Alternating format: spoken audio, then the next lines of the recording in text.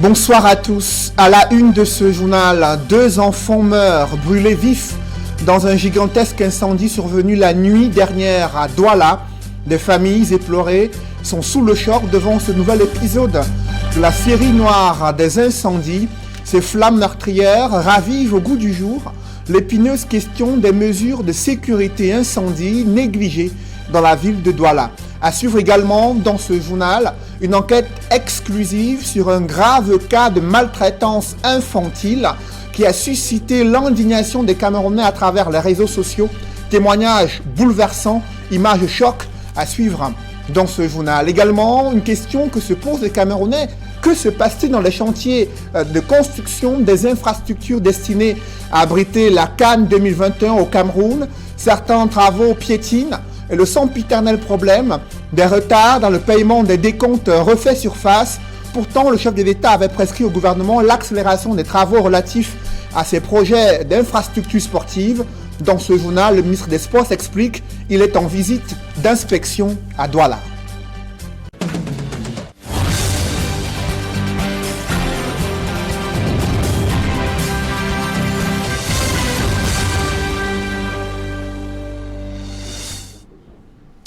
Merci de suivre cette édition complète de l'information sur Equinox Télévision. Des familles éplorées sont sous le choc devant ce nouvel épisode de la série noire des incendies à Douala. Dans la nuit de mercredi à jeudi, des flammes se sont déclarées dans un domicile situé à New Deido, dans le premier arrondissement de la ville de Douala. 2 enfants sont morts, brûlés vifs. Le premier calciné dans les flammes et le second a succombé à ses blessures sur le chemin de l'hôpital. Le récit des faits avec Steve Eboulet, Innocent Abega et Xavier Foka. Ce mobilier entièrement calciné, ces vitres soufflées, cette fumée qui se dégage des débris dans ce coin ou de ces poutres de cette charpente, ce toit quasiment inexistant, démontre à suffisance la fureur avec laquelle les flammes ont ravagé cette maison d'habitation au lieu dit ancien ISES à New Deido à Douala. Les habitants ont pratiquement tout perdu. Nous sommes comme ça, on n'a rien pu prendre. Les enfants sont en pleine période de classe. Rien. Tout a brûlé, tout, la maison, tout. Il y avait la maison derrière avec tout. Vous-même, vous voyez, il y a déjà 2 morts. Il y a un enfant de 6 ans qui est mort là. L'autre aussi vient de mourir. Et nous voici, maintenant on va commencer où? On n'a pas de toit. On n'a pas de toit, on n'a rien. On ne sait pas comment faire. Nous voici. D'autres sont encore à l'hôpital dans un état critique. On ne sait pas comment faire. Quelques heures plus tôt, ils ont été réveillés en sursaut par des cris du voisinage. 1h45, quand le courant est parti, après c'est revenu en plein fouet. Ce qui a causé un coup de circuit chez le voisin. J'étais couché, j'ai entendu des cris. Quand je suis sorti pour voir ce qui se passe à l'extérieur, je me rends compte qu'il y a l'incendie chez le voisin. Ces matelas encore fumants seraient l'épicentre d'où sont parties les flammes qui ont léché sans pitié tous les biens de ces familles, emportant 2 vies avec elles. Nous ne sommes pas de l'habitation de derrière, là, comme vous pouvez le constater. C'était construit en matériaux provisoires. Donc, ce qui fait que les flammes ont vite embrasé cette maison immédiatement, comme les maisons sont tellement serrées. Et c'est, voilà, comme vous pouvez le constater.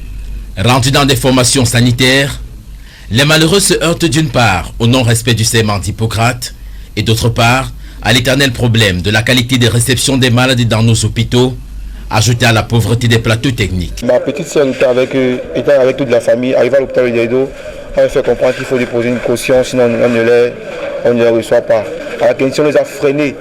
Et au plus de les freiner, eux de les recevoir, on les transfère encore. Un ordre de transfert. À l'hôpital général qui avait dit, imaginez un peu la distance de la Quintini jusqu'à Béziers avec un enfant de 5 ans qui est brûlé au 3e degré, qui est en train de souffrir à l'intérieur. Cette chambre externe, épargnée par les flammes, n'a pourtant pas échappé aux voleurs qui, dans le cafouillage, ont au passage emporté quelques biens. Le voisinage et des passants viennent prendre connaissance de l'ampleur des dégâts. La famille, quant à elle, est installée sur la route, les enfants affalés sur ce qui a pu être sauvé. C'est un cas de maltraitance infantile qui défraie la chronique à Douala. Tout est parti d'une vidéo choquante publié sur les réseaux sociaux et montrant un enfant ligoté, enchaîné comme du bétail. Victime de sévices corporels, des internautes camerounais ont dénoncé des actes de barbarie et pourtant la famille a tenté d'étouffer l'affaire et a même pris à partie les reporters d'Equinox Télévision qui sont descendus sur le terrain pour investiguer afin de découvrir la réalité qui se cache derrière ce grave cas de maltraitance infantile. C'est une enquête exclusive signée François Dikoumé, Isabelle Carole Zoupet, Innocent Abega et Gladys Sidi. L'alerte a été donnée sur les réseaux sociaux à travers une vidéo montrant un jeune garçon couché à même le sol, pieds et mains liés par des chaînes, soigneusement fermés par un cadenas. Ce sont ces cris de détresse qui l'ont sauvé des griffes et de la colère inexplicable de son bourreau. Dans la vidéo amateur, prise par des voisins, un individu présenté comme son père est pointé du doigt. L'équipe de reporters d'Equinox Télévision, dans son investigation pour retrouver l'enfant conduit dans un centre hospitalier, a dans un premier temps été orientée vers l'hôpital des Sœurs de Lokpom. Mais c'est dans un hôpital situé au quartier d'Okbon que le jeune garçon sera finalement retrouvé. La mine un peu plus gaie, le visage moins serré, ayant déjà reçu les premiers soins, mais encore sous le choc. Les mots sortent à peine de sa bouche. Mais il réussit tout de même à dire quelque chose. À 5 heures, mon grand frère il s'apprêtait déjà pour partir à l'école. Et comme j'apprenais, il a dit qu'il vient. Il me demande où la blessure, si mes oreilles sont. Il dit qu'il ne connaît pas. Avant qu'il a commencé à me taper. Il m'a tapé jusqu'à 8 heures. Malgré l'indignation et l'impact sur la santé psychomentale de l'enfant, et sur son développement personnel, la famille a tout de même tenté d'étouffer l'affaire. L'équipe de reporters d'Equinox Télévision qui s'est rendue à l'hôpital au quartier d'Okbon où l'enfant était interné a été prise à partie par les membres de la famille. Les téléphones portables et matériels de travail ont été arrachés. L'équipe a tout de même poursuivi son enquête et a ainsi pu apprendre que le présumé bourreau était détenu dans un commissariat depuis l'éclatement de l'affaire. Il devrait être déféré devant le parquet. Les cas de maltraitance infantile sont légion dans notre société. Pourtant, la protection de l'enfance est un droit constitutionnel au Cameroun. Mais constat fait, sur le terrain, les enfants sont encore à la merci de certains parents qui en disposent à volonté, sans pour autant être punis. Restons toujours dans des sujets qui concernent les jeunes Camerounais avec cette scène d'instrumentalisation des élèves qui se déroule à Kribi avec pour prétexte une manifestation patriotique. D'autres détails avec Joseph Abenabena. Ce n'est pas une boulangerie ici, encore moins une poubelle. Ces pains et ces jus servent de salaire aux élèves et à leurs encadreurs mobilisés, faute des jeunes attendus de tout le département. Annoncé à grande pompe sous le haut patronage du chef de l'État, ce promoteur qui vient de la diaspora ne manque pas d'arguments. Nous sommes allés aux États-Unis, nous étions à Washington, c'est-à-dire au Sénat américain, au Congrès américain, au département américain, jusqu'à l'ONU, où nous avons constaté que la question camerounaise était abordée et que ces questions étaient souvent très mal comprises. Et notre devoir en tant que mouvement de défense de la patrie était d'apporter la bonne lecture de la situation réelle du Cameroun afin que ces autorités qui ont souvent tendance à très vite réagir quand on concerne certains pays africains et envoyer très facilement les casques bleus, qui comprennent que le peuple camerounais est très attaché à sa souveraineté et que nous n'accepterons pas que notre pays soit annexé ou qu'on envoie des casques bleus sous des prétentions parfois assez douteuses. Faute de la mobilisation annoncée, les élèves des classes de seconde en terminale sont ainsi instrumentalisés pour servir la cause. Sincèrement, je pense que l'événement n'a pas été mûrement pensé. Il n'y avait pas une bonne idéologie dès le départ.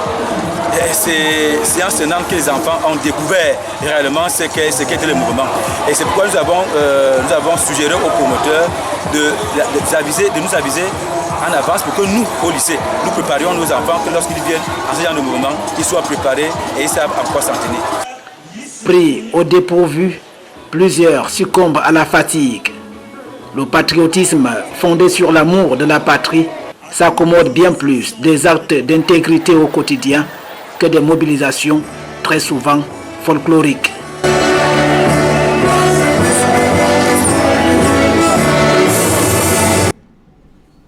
Dans l'actualité, la promotion des langues maternelles bute devant l'insuffisance des moyens matériels, humains et financiers mis à la disposition des établissements scolaires publics.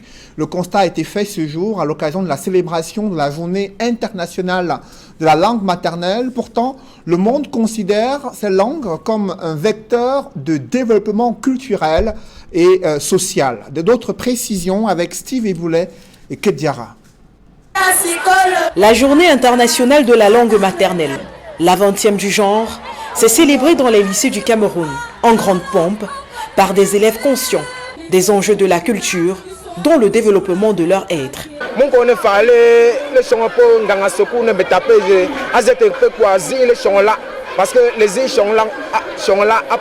Le thème de cette année, axé sur le développement de la construction et la réconciliation, a été une autre occasion pour les élèves de montrer tout leur savoir-faire en langue. Un savoir-faire cultivé à force d'apprentissage à la maison, avec les parents et désormais au sein des lycées. Nous croyons que ce processus est en train de s'améliorer et que dans les années à venir, nous saurons promouvoir davantage ces langues maternelles. Pourtant, si les progrès sont visibles et appréciables de tous, il n'en demeure pas moins vrai que les établissements rencontrent quantité de difficultés dans la transmission du cours de langue. En réalité, la grosse difficulté que nous rencontrons, c'est de ne pas avoir d'enseignants formés dans ce domaine. Au-delà de celle-ci, le manque de manuels adéquats, le manque de moyens financiers, à même de faciliter le travail d'encadrement des enseignants, la résistance de certains chefs d'établissement à introduire l'enseignement des langues et culture nationale au programme sont également cités, des difficultés auxquelles des solutions sont apportées progressivement. Toute discipline nouvelle a un temps pour se faire. La langue maternelle a été introduite effectivement dans les établissements il y a moins de 7 ans. On a le temps de former non seulement les enseignants parce que je dirais qu'il y a déjà un cycle de langue et culture nationale ouvert à l'école normale. Il faudrait du temps pour former un certain nombre d'enseignants. En attendant, la langue se transmet, se parle et surtout se chante.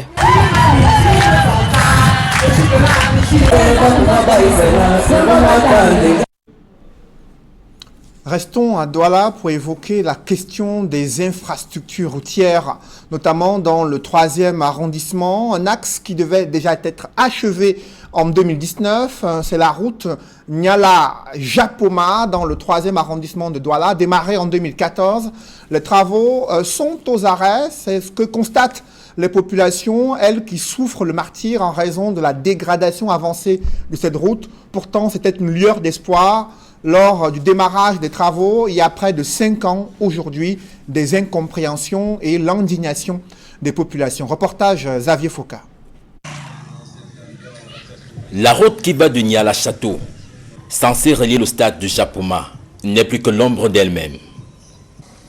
Par endroits, les eaux stagnantes ou de ruissellement ont créé d'interminables et de vastes rigoles, rendant la circulation assez délicate. Ailleurs, elles ont réussi à rétrécir la largeur de celle-ci.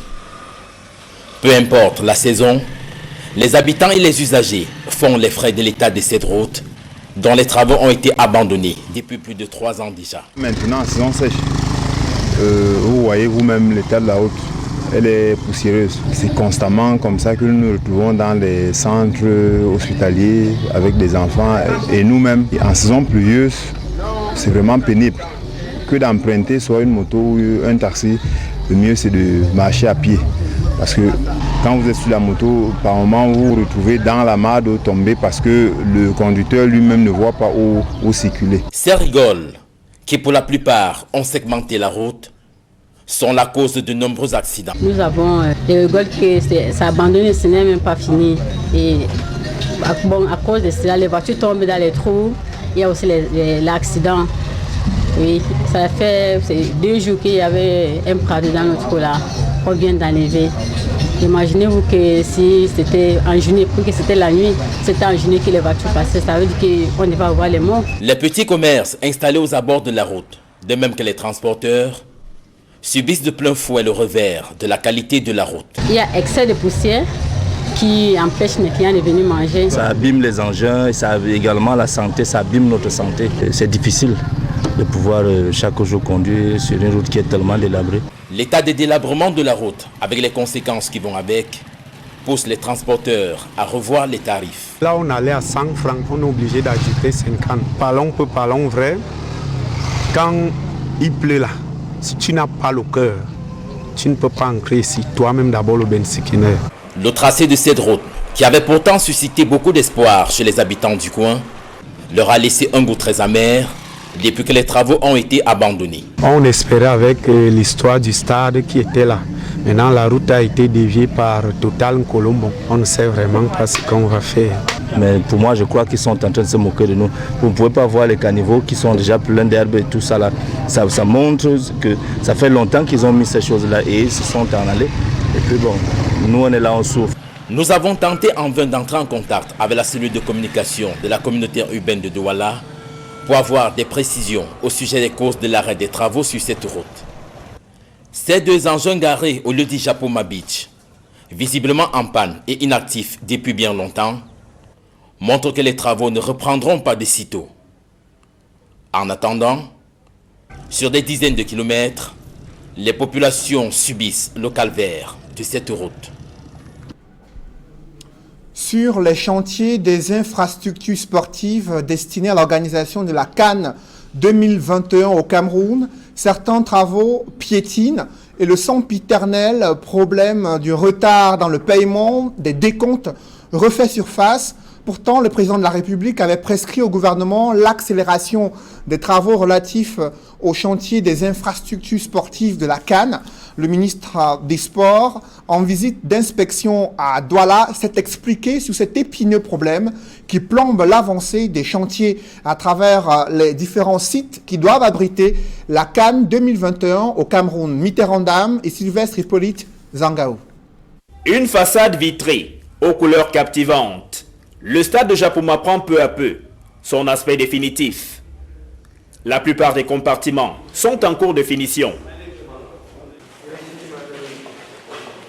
Vu des tribunes, l'on constate que par rapport à la dernière visite de membres du gouvernement dans ce stade, en novembre 2018, le visage du stade omnisport de Japoma a changé.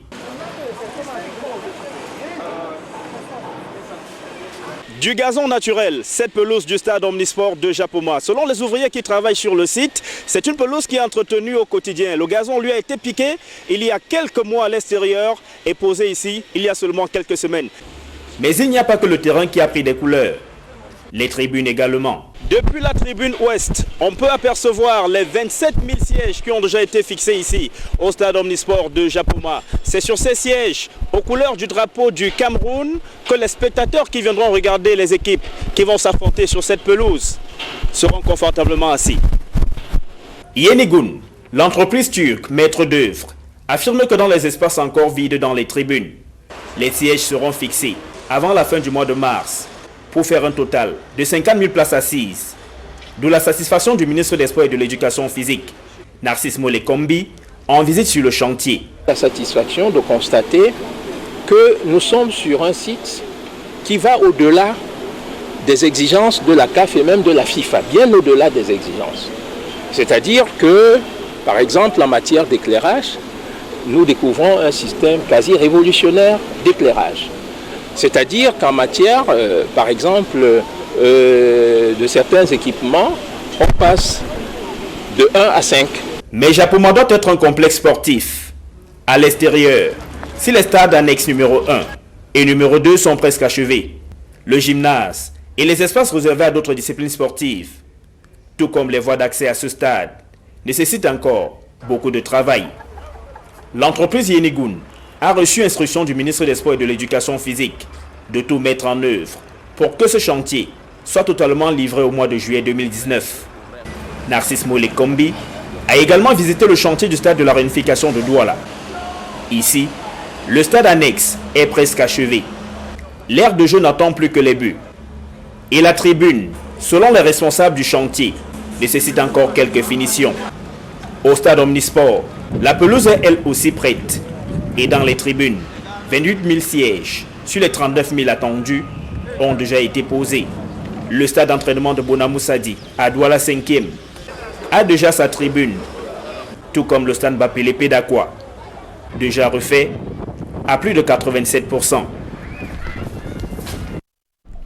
Après cette visite d'inspection des infrastructures sportives en cours de réalisation à Douala, le ministre des Sports admet qu'il y a des retards dans la construction de ces infrastructures sportives, des retards liés aux paiements qui sont également retardés concernant les factures des entreprises, des bâtiments et travaux publics. Le ministre des Sports et de l'Éducation physique, le professeur Narcisse Mouélé-Kombi, a promis à ces entreprises que le gouvernement va respecter ses engagements et que ces factures, ces arriérés de factures seront réglés afin de permettre l'accélération des travaux sur les différents sites qui doivent abriter la CAN 2021 au Cameroun. Je vous propose d'écouter le professeur Narcisse Mouélé-Kombi, ministre des Sports et de l'Éducation physique.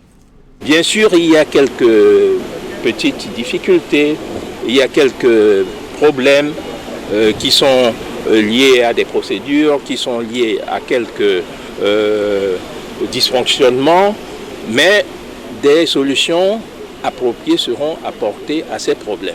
Car l'administration, le gouvernement s'est engagé à tenir tous ces engagements. Si vous me permettez cette tautologie, le gouvernement s'est engagé à tenir tous ces engagements pour que les délais convenus puissent être respectés. Ce soir, c'est une veillée d'armes à la suite des obsèques du général de division Benoît Assoeman durant la mise en bière à l'hôpital général de Yaoundé. Ses proches, des membres du gouvernement et les clergés catholiques ont salué les actes positifs de cet officier supérieur, mais également du chrétien engagé qu'il était. Reportage Joël Essengue et Marcelin Gansat. Fait que de l'obscurité de la mort, il passe à la splendeur de la lumière. Union de prière, le temps d'une mise en bière très courue à l'hôpital général de Yaoundé.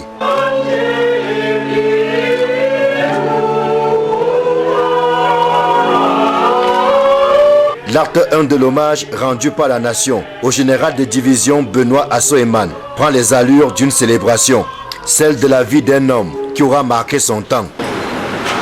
Tristesse et émotion se lisent sur les visages des personnalités présentes, au rang desquelles le ministre délégué à la présidence, chargé de la défense, Joseph Betty Assomo. Des présences et bien d'autres qui n'effacent certes pas la douleur qui étreint la famille, mais rappellent tout de même le bon exemple qu'aura été la vie du défunt. Ne marque pas la fin de la vie terrestre. Le général de division Benoît Assoeman a droit aux honneurs dignes de son rang. C'est d'autant qu'il était un chrétien accompli, engagé dans la préservation de la vie des autres, dans la défense de l'intégrité territoriale, toujours avec honneur et fidélité. Je garde de lui le souvenir d'un ancien comme on souhaiterait, aimerait l'avoir auprès de soi. Général Assoeman Benoît était un homme de bon conseil, direct et pédagogue. Sur le plan de la vie chrétienne, la protection et la sécurité des hommes, le service de l'ordre et la paix, l'altruisme, le sens du sacrifice sont entre autres les qualités qu'il a le plus développées. Deux offices religieux organisés à la basilique Marie-Reine des Apôtres de Mvolier et à la chapelle ardente de la brigade du quartier général ont bouclé cette première journée d'hommage. La suite, c'est ce vendredi, avec la levée de corps dans la cour d'honneur de la brigade du quartier général, là où il fut commandant à un moment de sa carrière. La boucle sera bouclée samedi par l'inhumation à Esson, par Djoum, dans la région du Sud. Né le 21 juin 1937, le général de division Benoît Assoeman est décédé le 17 janvier dernier de suite de maladie. Il avait 82 ans.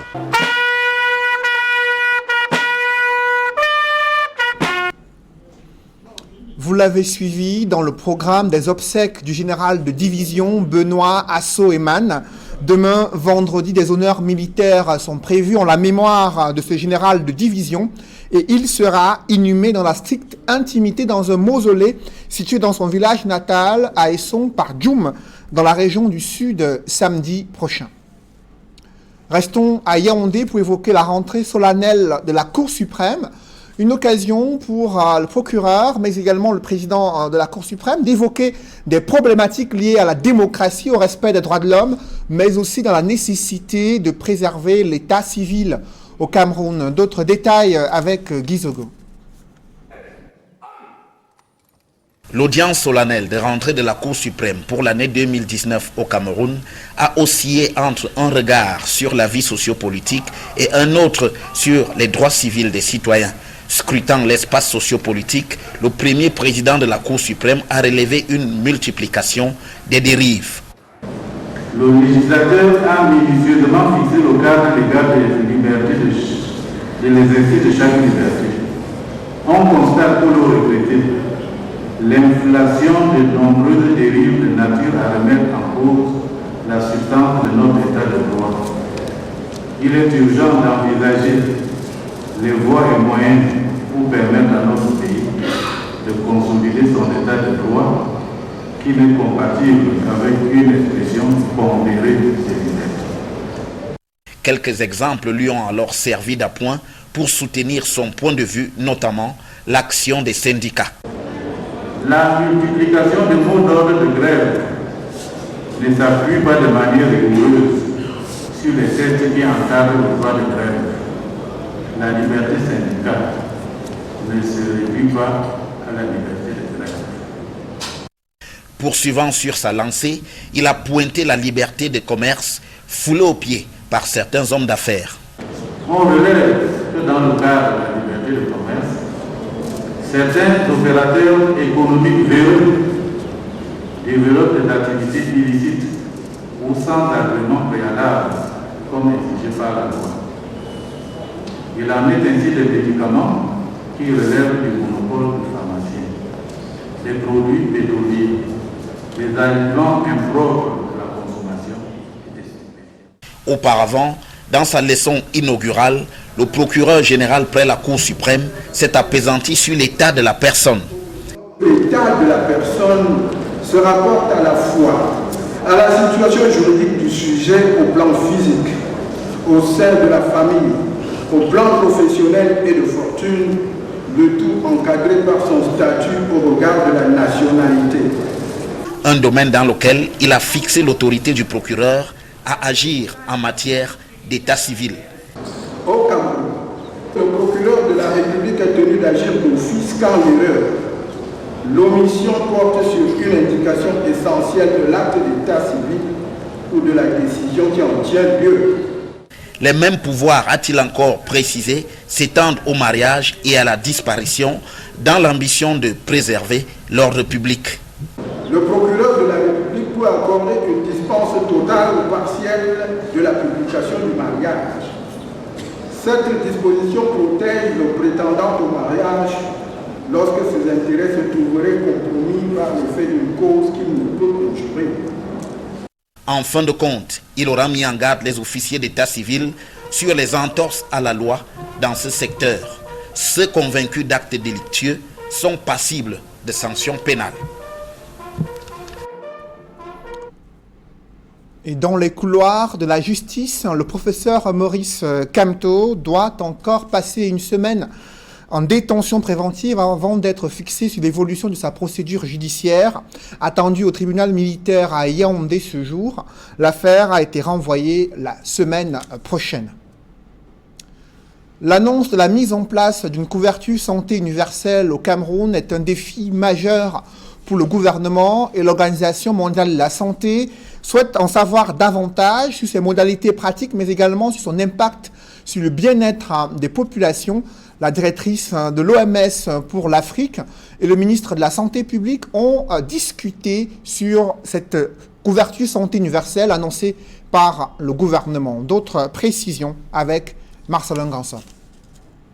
La directrice régionale de l'OMS pour l'Afrique arrive au Cameroun au moment où le pays pose les fondations de la couverture santé universelle. C'est un projet qui tient à cœur l'OMS. J'ai exprimé ma félicitation au pays pour le fait que le chef d'État a décidé, comme d'autres chefs d'État africains, en fait au niveau mondial, de travailler pour aller vers la couverture universelle sanitaire ici au Cameroun, qui est une stratégie qui prend compte du fait que le gouvernement est en train de travailler pour satisfaire le droit de la population au système de santé, aux soins et aussi aux interventions de la prévention. Avec le ministre de la Santé publique, le docteur Moueti Matidizo passe en revue le chemin parcouru dans le cadre de la mise en œuvre de cette couverture santé universelle. Le ministre m'a assuré qu'il met beaucoup d'accent sur la décentralisation de la gestion des systèmes de santé pour avoir des districts fiables, fortes, qui peuvent organiser les soins et qui travaillent avec la population au niveau communautaire. La directrice régionale de l'OMS pour l'Afrique pense qu'il faut y aller de façon méthodique pour ne pas verser dans une précipitation qui nous serait préjudiciable. Aussi, le Cameroun gagnerait-il à s'inspirer de ce qui se fait ailleurs? Nous avons quelques expériences d'autres pays que l'OMS peut partager avec le pays, non seulement en ce qui concerne le financement de la santé, qui est un volet très important pour arriver non seulement à avoir le budget public augmenté, mais aussi pour voir les populations elles-mêmes contribuer à leur santé. Nous voulons aussi explorer le rôle, la contribution du secteur privé. Nous savons qu'ici au Cameroun, il y a un secteur privé assez dynamique. Petit à petit, la couverture santé universelle se met en place au Cameroun. Certainement pas au rythme souhaité par les principaux bénéficiaires. La directrice régionale de l'OMS pour l'Afrique et le gouvernement sont d'accord qu'il faut appuyer sur l'accélérateur, tant il est vrai que l'accès aux soins de santé demeure un luxe pour les plus démunis. Le séjour du docteur Moueti Matidizo lui permet de faire un état des lieux de la coopération entre l'OMS et le Cameroun. Coopération vieille de 57 ans. Un public reportage dans ce journal. Presque tous les Camerounais amateurs de vin ont déjà dégusté avec intérêt le vin rouge Gandia. Et d'aucuns se demandent quels sont les secrets de production de ce vin au Cameroun. Élément de réponse dans ce reportage. De mi tierra bella, de mi tierra santa. La présence des représentants de la maison Vicente Gandia, venus tout droit d'Espagne, témoigne à suffisance de la dimension exceptionnelle de cette cérémonie de lancement d'assemblage et conditionnement du vin rouge Gandia au Cameroun. Une grande première en Afrique. Bon, aujourd'hui, c'est un jour historique parce que par première fois, on fait une production Gandia au Cameroun. C'est une nouvelle étape qui commence et on est très content de voir tous les clients qui apprécient beaucoup la production locale parce que c'est un produit top qualité qui va devenir un véritable succès dans les années à venir. On est vraiment très content. Avant le démarrage de la cérémonie, une séance de dégustation de la première cuvée sortie d'usine BVS s'est déroulée en présence des sommeliers et experts en qualité de la maison Gandia, du top management de BVS et des dirigeants du groupe africain de distribution, distributeur exclusif du vin Gandia au Cameroun et dans la sous-région Afrique centrale. Même tous ceux qui sont au fin fond des cabanes, d'ici quelques semaines, sauront que Gandia est présent. Parce que nous avons travaillé le projet avec notre DGA. On a passé 2 ans à travailler ce projet. Aujourd'hui, c'est une réalité. Rassurez-vous, comptez sur nous. Après dégustation, c'est la satisfaction totale que l'on peut observer chez les 3 partenaires en présence. Ceci étant, la chaîne de production peut désormais assembler et conditionner le vin Gandia grâce à sa capacité de 7000 briques par heure. Donc ici 600 000 litres de vin, en moyenne 500 000 litres toujours disponibles et on élève les vins entre 15 jours et 3 mois. Les mâchoires qui montent, et les mâchoires elles viennent couper, c'est-à-dire qu'elles vont peser la brique pour voir qu'elle fasse toujours 75 centilitres. Et celle-ci c'est celle qui va plier la brique et donc après elle circule ici la dateuse qui nous permet de mettre une date limite dessus. Voilà. Les invités ont largement été édifiés pendant la visite visite guidée au sein de l'usine BVS, l'on pouvait apprécier le bon déroulé des process, le respect de la conformité des équipements répondant aux normes internationales, la présence d'un laboratoire pour veiller sur la qualité du produit. C'est un très bon vin et je constate que le goût n'a pas changé. Nous étions vraiment en manque d'une Gandia. Je pense que les consommateurs seront vraiment satisfaits parce que la qualité du produit est. Cette chaleureuse cérémonie fut couronnée par un magnifique cocktail au cours duquel de nombreux invités ont pu à nouveau savourer le vin rouge Gandia qui se présente désormais sur une nouvelle brique de 75 centilitres, plus pratique et plus esthétique. Donc la qualité est assurée et tous les consommateurs vont trouver les mêmes Gandia de toujours, mais avec un format différent et avec des conditions meilleures. Et grâce à notre partenariat avec les groupes africains de distribution, on peut avoir les produits distribués partout dans les pays et dans les autres pays en Afrique. Je vous demande d'applaudir notre DGA, Fanny. Nous profitons de l'occasion pour témoigner notre gratitude à la Maison Gandia pour la confiance qu'ils nous a accordée afin que nous puissions concrétiser ce projet au Cameroun et de distribution exclusive par le groupe africain de distribution dans la zone CEMAC. Eh bien, dès à présent pour vos commandes, le groupe africain de distribution vous garantit la livraison de votre vin rouge favori, Gandia, l'esprit de partage.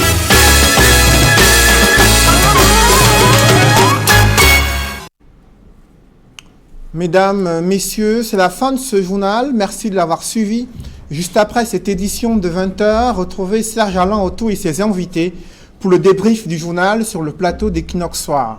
Serge Alain. Maltraitance des enfants, on en reparle à Douala.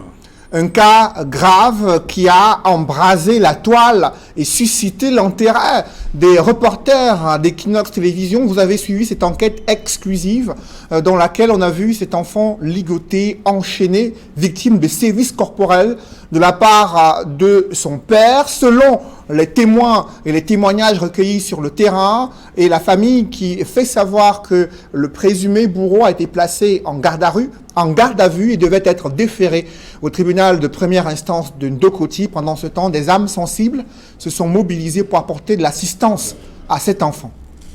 Qu'en 2021, la date de livraison des chantiers approche à grands pas. C'est prévu en juillet 2019. C'est en tout cas ce calendrier qui a été fixé entre le ministre des Sports et l'entreprise prestataire qui construit le chantier, le complexe sportif à Japoma dans le 3e arrondissement de Douala. Mais d'épineux problèmes se posent, notamment la question du règlement des factures, règlement des décomptes dus à ces entreprises des bâtiments et travaux publics. Cela impacte sur la capacité à réaliser les travaux d'aménagement de ces infrastructures sportives. Le ministre des Sports a promis que le gouvernement va s'engager pour dissiper et lever ces barrières afin de procéder à l'accélération de ces travaux. Voilà, c'est donc l'essentiel d'Equinox Soir, deuxième partie, le temps du débrief. Bonne soirée à vous, Cédric. Bonne soirée à vous, Serge Alain. Rendez-vous bel et bien le